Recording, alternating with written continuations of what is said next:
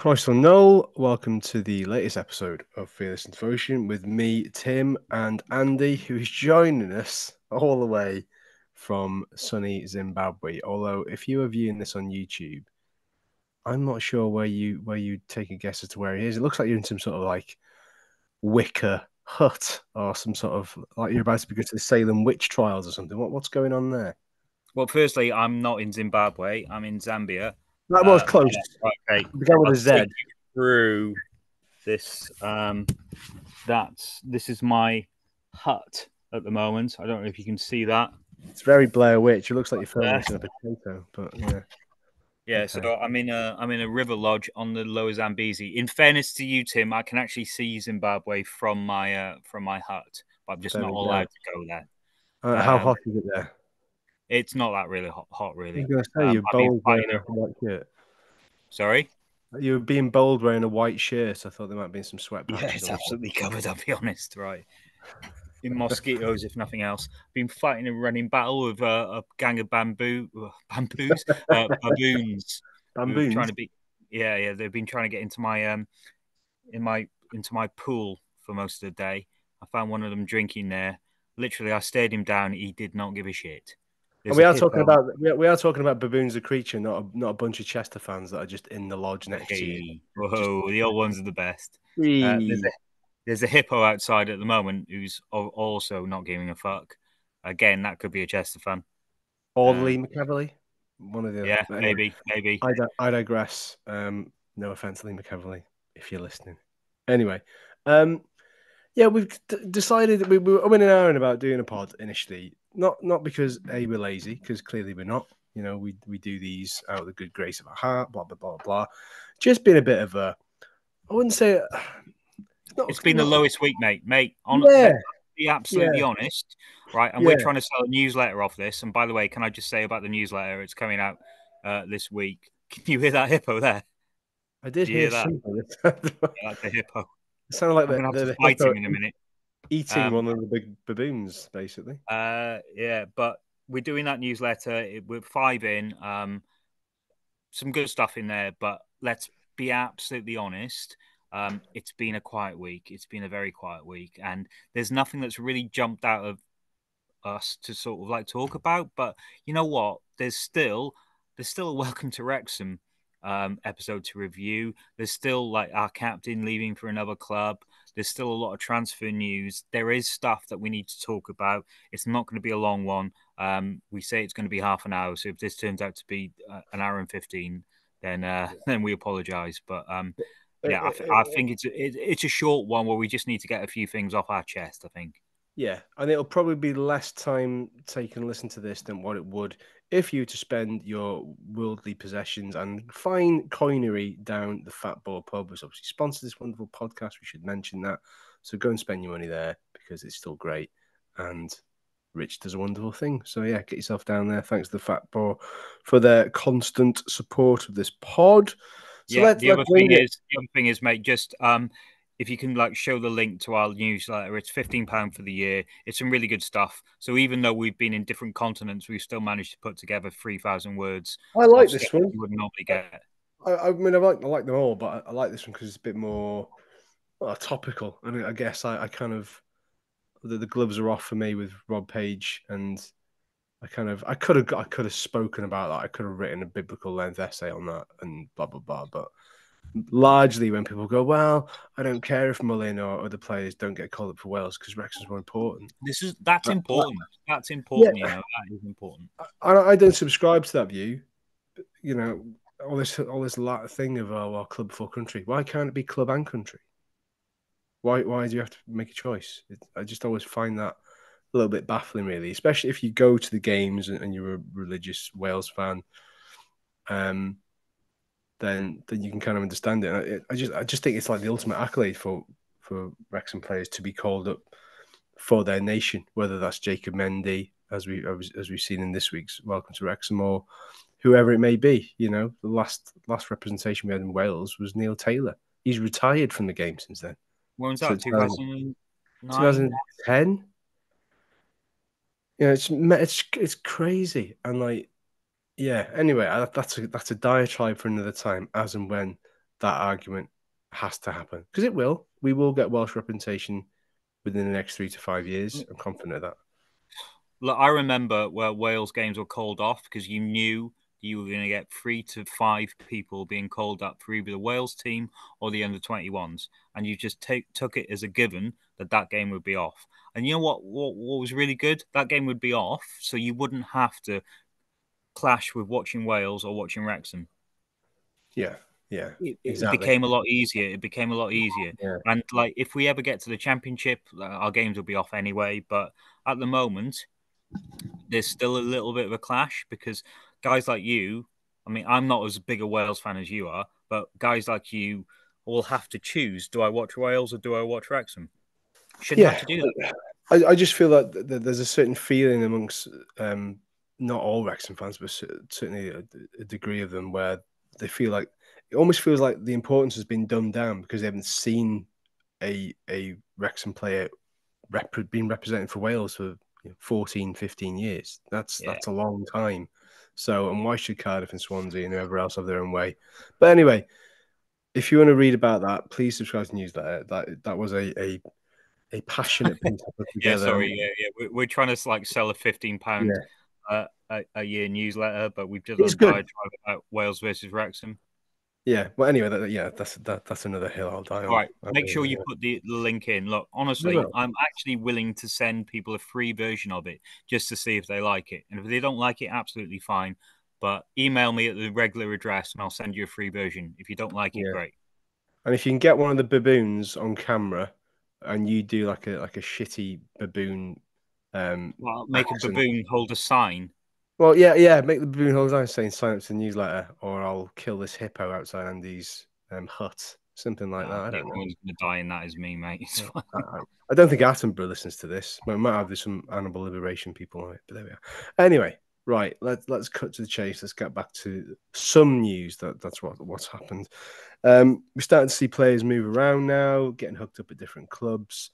Ben Tozer has rocked up at recently relegated Forest Green Rovers, who've dropped out of League One into League Two. Good move. I think it probably is. I think it's It's in the obviously he's not. conference, mate. So he's in the conference. Of course, I yeah, would yeah. say, yeah, I would say shit club, great guy.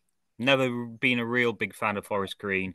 It was like a bit of a dichotomy of where we were in the National League, where the likes of Forest Green on 800 fans could move a couple of leagues above us just because they had a benefactor. I think they've been found out a little bit.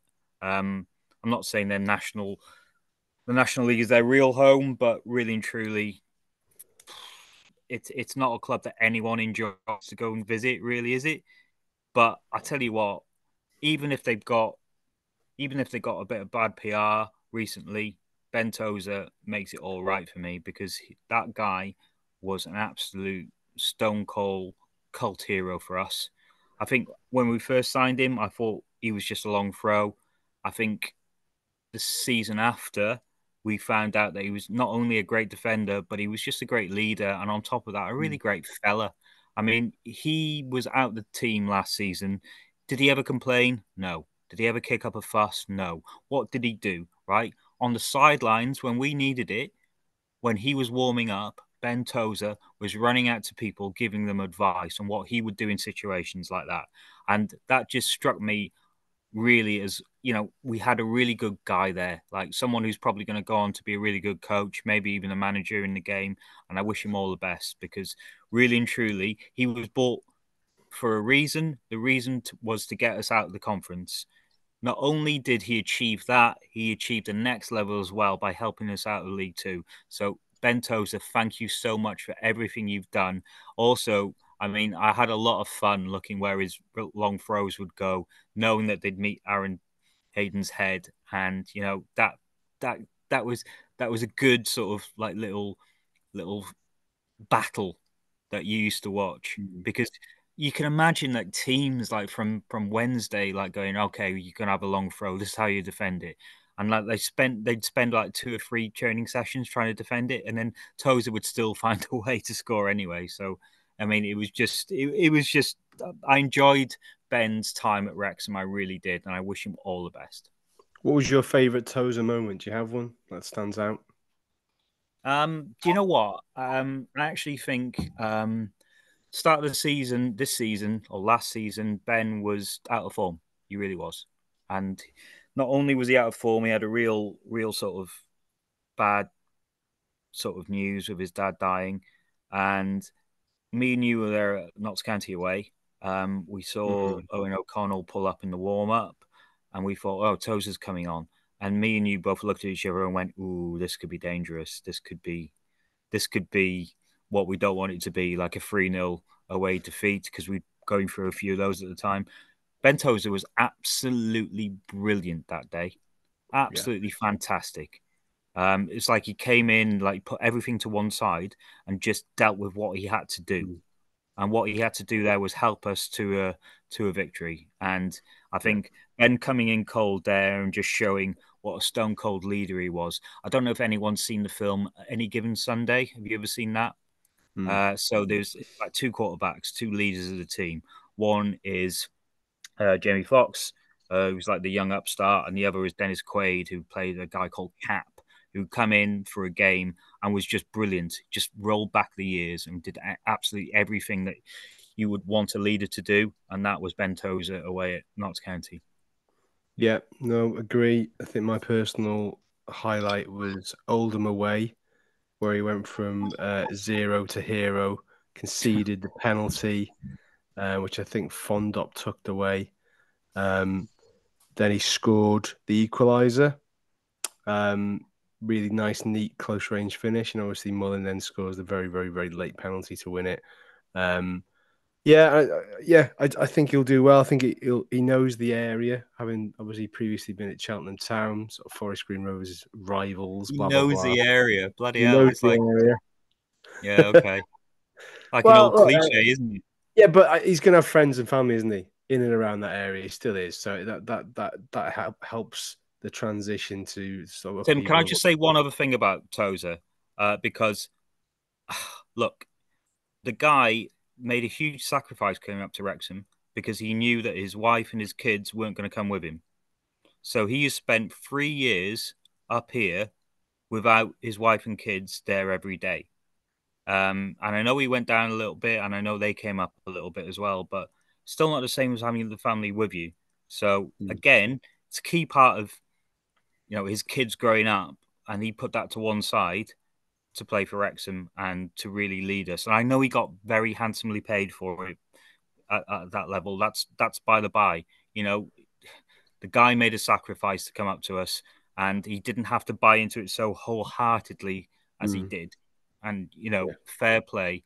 Ben Tozer was brought in to do like one specific job. He did it, but that's part of Parkinson's sort of game plan, isn't it? You like buy someone one or two leagues above because he knows that they can really fit in. They pass the idiot test and they lead by example. Ben Tozer did all that. Well, there you go, Ben. If you're listening, um, that was not a tribute to entice you onto the pod, but it was wholeheartedly meant. And if you ever do want to come on in future, you're more than welcome. So there we are. That's that one done. What should we move on to next? We'll do some player stuff after in terms of transfer rumors because Can I ask you a question? yeah. Look, I've not seen the new Welcome to Wrexham, but all Okay. I've seen on Twitter is people really enjoying it. Um, Yeah, you know what? And I think at some point, probably in the winter, I'm going to go through all the seasons back to back, 1 through to 3, obviously with four coming. Um, and I genuinely think that the first one was great because it was something that we'd never experienced before, and it was all shiny and the bright. first three Yeah, of the first one were just yeah. fantastic, And then like best TV. I think there was a lull in the second, largely because the shorter episodes didn't quite work for me, to be honest. And then the as a collective so far, this has been the best season, I think. Just the way they're telling things in a different way. There's some little moments where you think, they didn't really need to tell it like that, but for the most part, I think it's very, very, very, very well told. And the latest one, on the back of the whole one with Arthur, um, as back to back episodes are brilliant. You could Yeah, have had that as a double header to bookend those two. Just very, very well put together. very well edited, isn't it? Yeah, yeah, it is, and they get the balance right because they could have gone really, really, really heavy into the whole Patagonia thing, but it was just pitched just right. It's like right if we confuse a lot of people with the links between Wales and Patagonia, and we go down this history lesson, you then take away from why we talked about it in the beginning. So let's center it around a group of people who quite clearly the club and the story of the club has completely resonated with them. And they probably thought about the whole Welsh thing. Well, they did. It was clear that they knew about the Welsh heritage and the links with Patagonia from growing up there and learning the language. Um, so for them Okay, to so come they were over, Welsh speakers. David isn't, who's what the main kind of the main guy they followed, but one of the girls who's interviewed, she's in Patagonia, she speaks fluent Welsh. And it's Okay, crazy. It's brilliant. It's like speaking fluent Welsh, but obviously sounds Welsh, but with this sort of South American kind of uh Wang, yeah. twang. Yeah, but it's mind blowing. That's why Rob and Ryan wanted it put in because they were like, really? Wow, that's the story that has to be told. And those people have not just been plucked out of thin air to say, right, we need somebody in Patagonia who's a Wrexham fan. That's just come through natural curiosity. And Paul Jones from Grosset Reds got in touch with David Mardonis and he set the Patagonia Reds page and all kind of spiraled from there. So to see their story come full circle and then visit, and you could see like the raw emotion of him being there and what it Mm. meant to be there. And you know what? I thought about it. I get stupidly emotional about it now, but when you see moments like that, you realize how easy it is for us as local fans to take it for granted that we get to go week in, week out. And I know you're 3 or 4 hours away in London where you're at home, you can't always make the matches. When I speak to some of these American fans of that, you complain about 3 or 4 hours. I've got to travel 16 hours to go and watch a friendly. And so you don't actually realize that the sacrifices that some of these people are making, 4 or 5 o'clock in the morning to get up to watch it streamed, to travel, thousands of bloody miles on a plane, getting various connections to come over.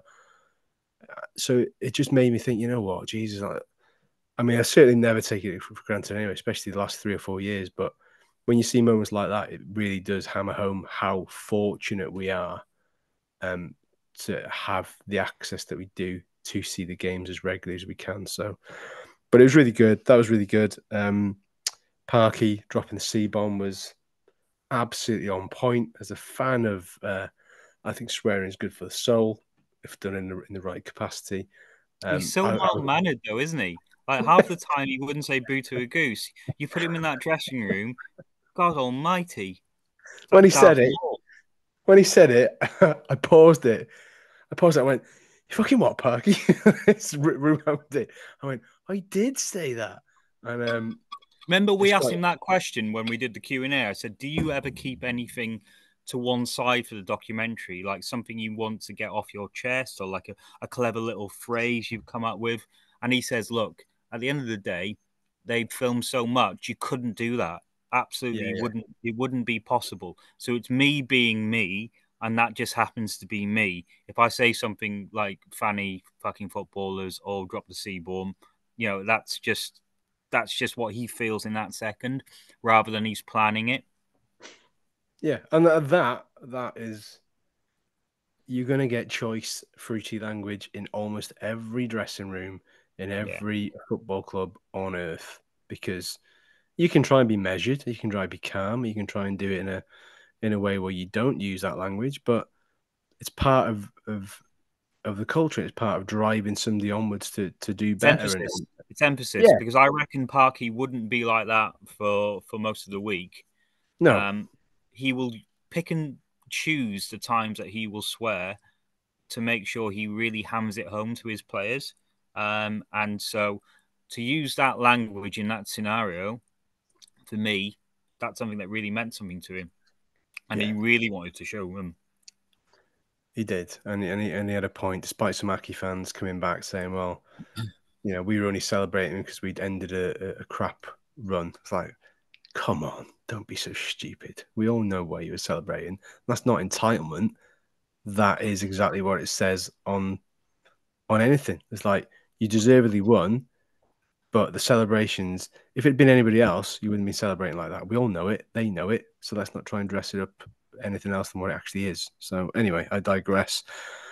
Yeah, so those are the main bits really. There's some nice stuff with Jacob Mendy obviously getting through to become a Gambian Nice having international. international.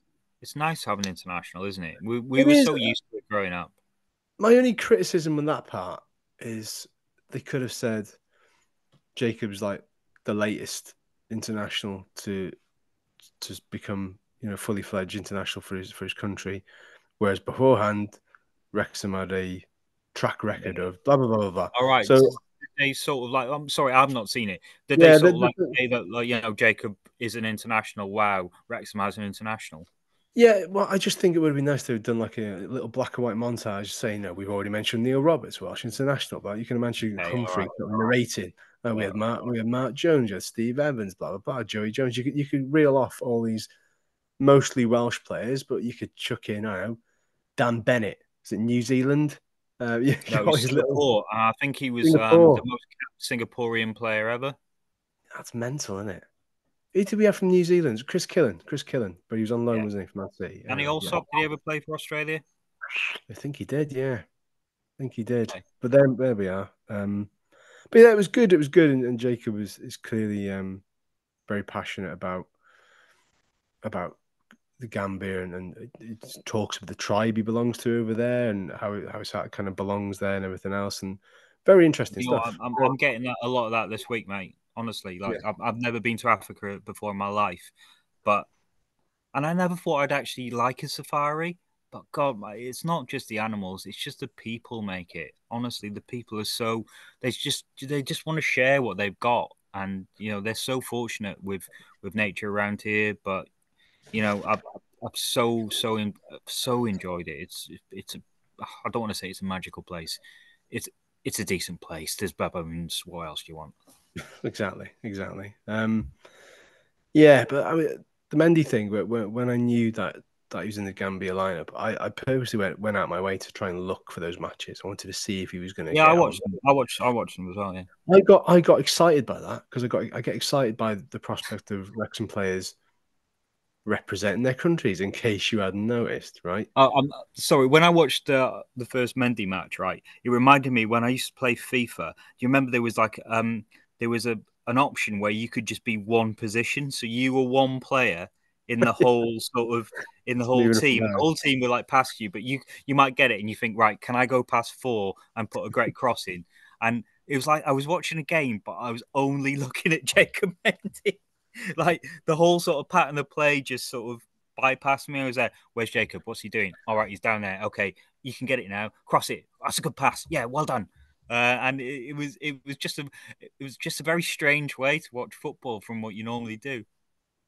Yeah, yeah, it is. It is. Speaking of unusual ways to watch football like you'd normally do, Go on. TST starts up. Um, Yeah.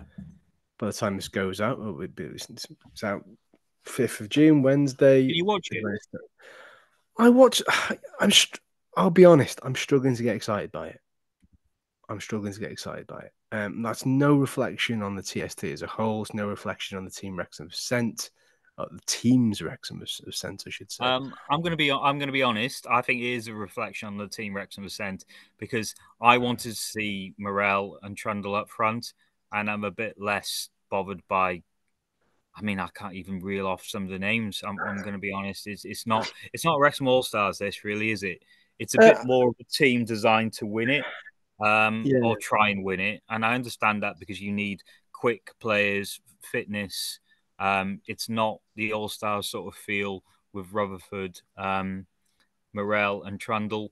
Well, So Moz is doing it's an epic charity track, and Lee Trundle's turning out for Swansea, which isn't any great surprise. mm, So yeah, I don't know. I mean, who we got? We got FC Roja in the group stages tomorrow, what from Middle followed Earth.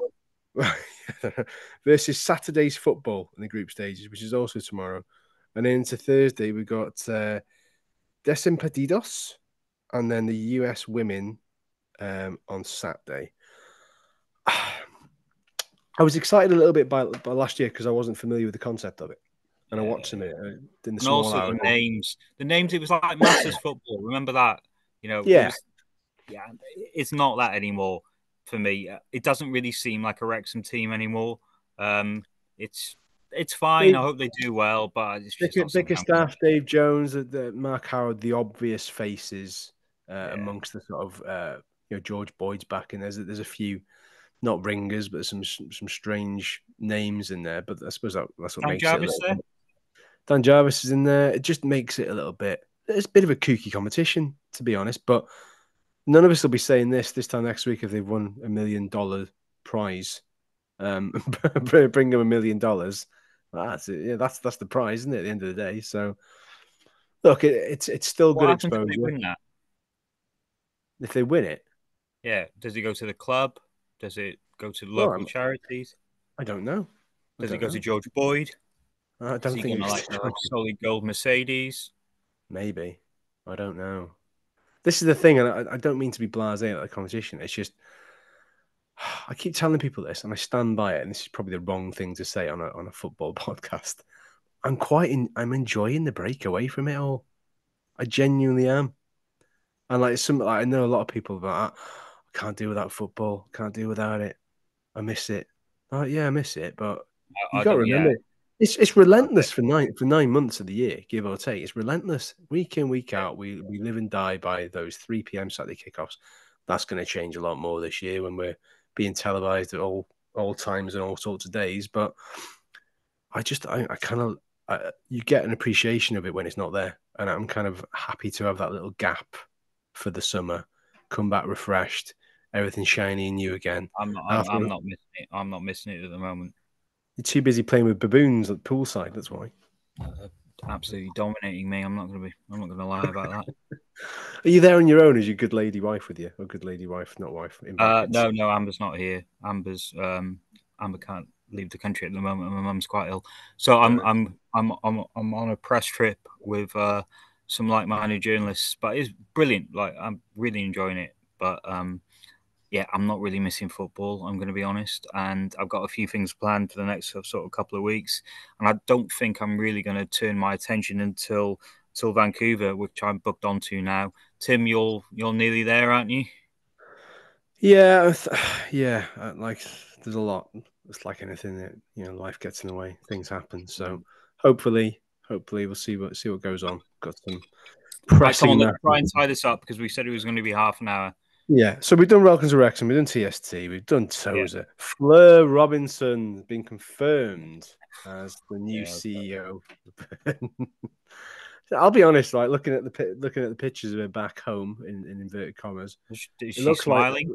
the weight of the world's been lifted off her All right, shoulders. fine, good. Look, can I just say one thing about Fleur? Right, okay. Yeah. She's very divisive, but Mm. Fleur, like Tozer, moved away from her family for a job, right? Yes. And she was, her family stayed in Burton. It's a good 2 or 3 hours away from Wrexham. And I know that doesn't sound a lot in North America, but it is if you're trying to commute that.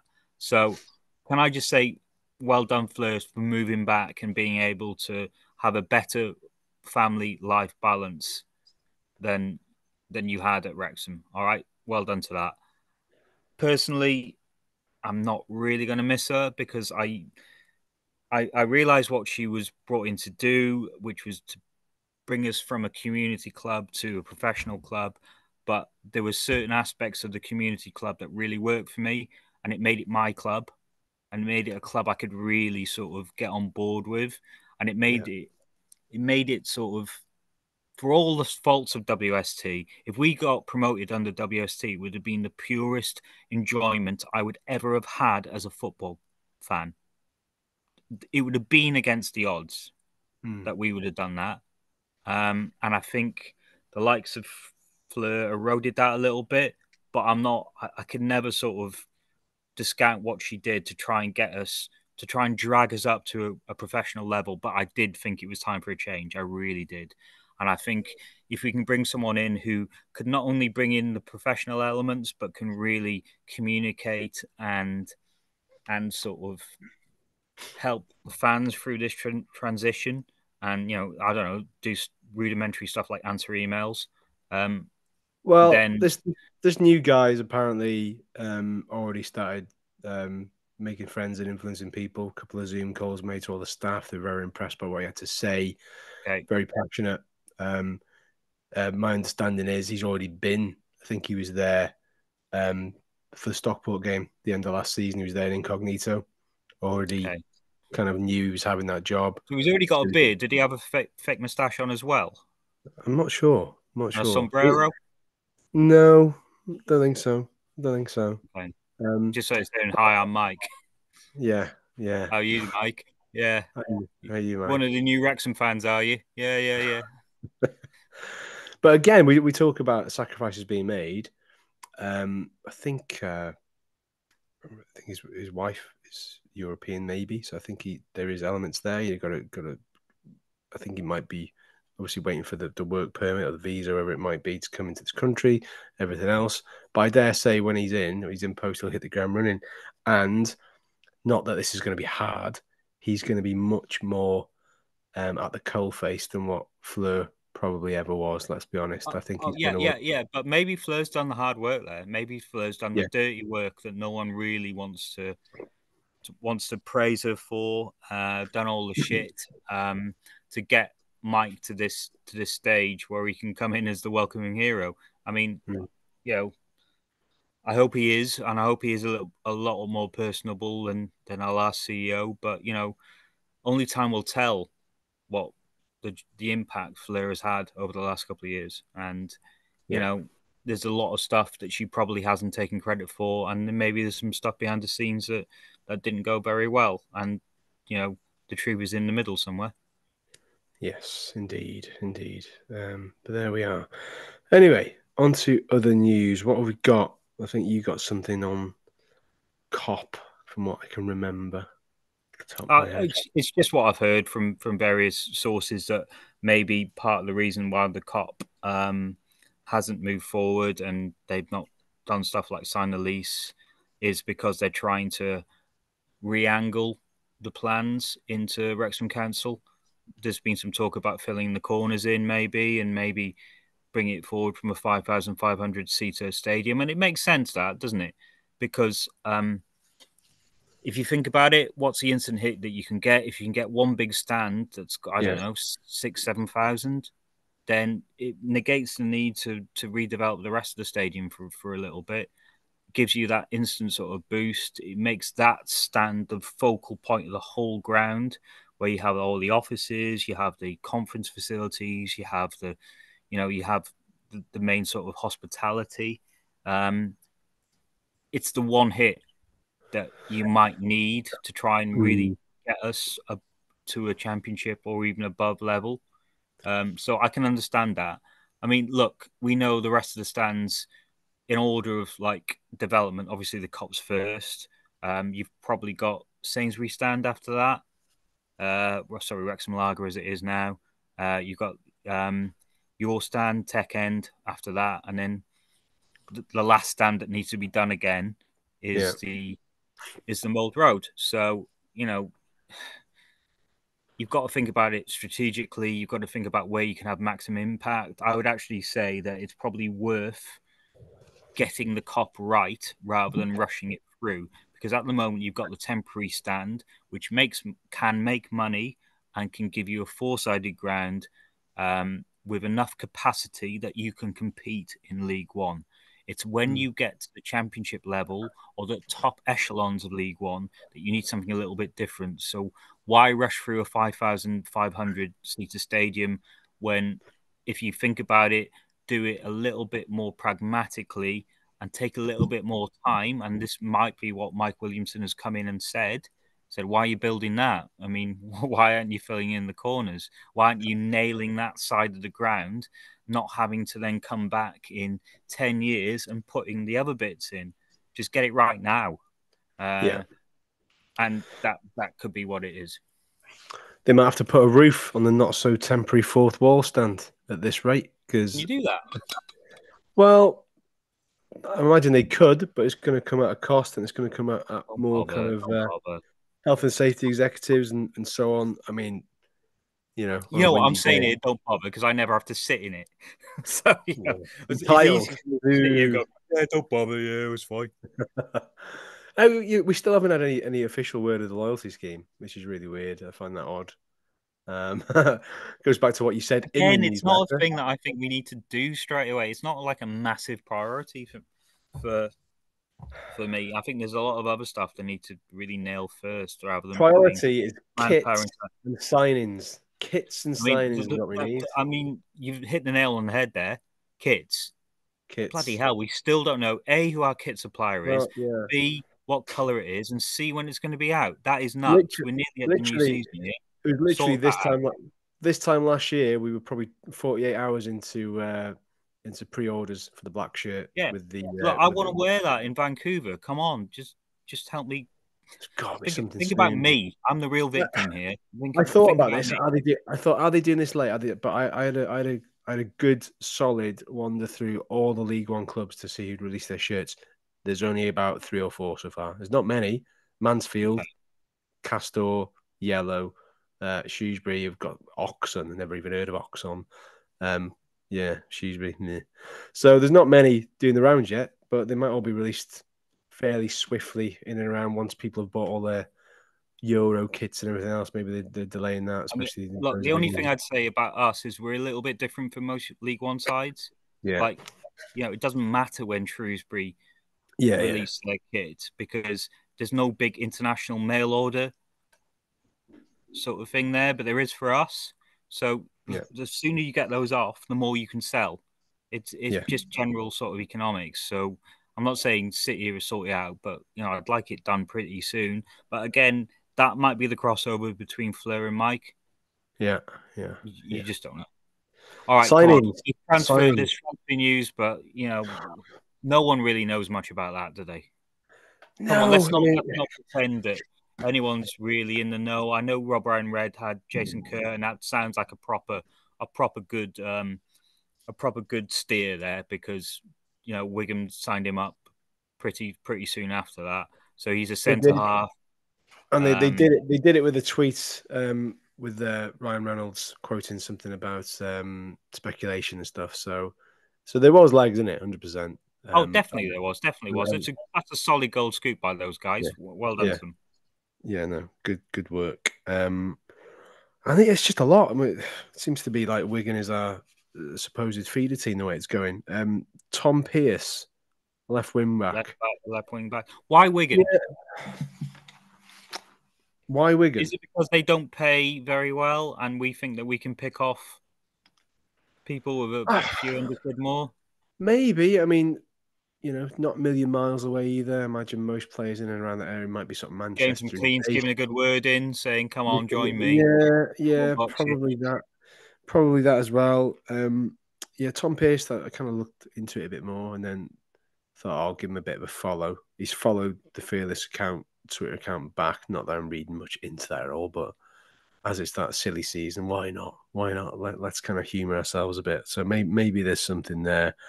Um, Conor Hurahan, I think, was mentioned previously. He's now gone back to his old club, isn't it? I think Barnsley. He's kind of signed it with That's them. fine. I wasn't bothered by that. You don't. I think they're going to play McLean more in midfield, so you don't want two Mm. sort of aging players in that role. So I'm fine with that. Yeah, and there should be no qualms whatsoever about McLean or his age. If you look at his God no, he's doing pre-season training. I Like, know, nuts, isn't it? it's unbelievable. The guy is absolutely an absolute machine. Sticking with the Irish theme, Belfast Telegraph have reported that this Benji McGee is reportedly on Wrexham's radar. 22 years old, 15 goals in the Irish top flight last season. So Wrexham Doncaster reported to be monitoring the situation.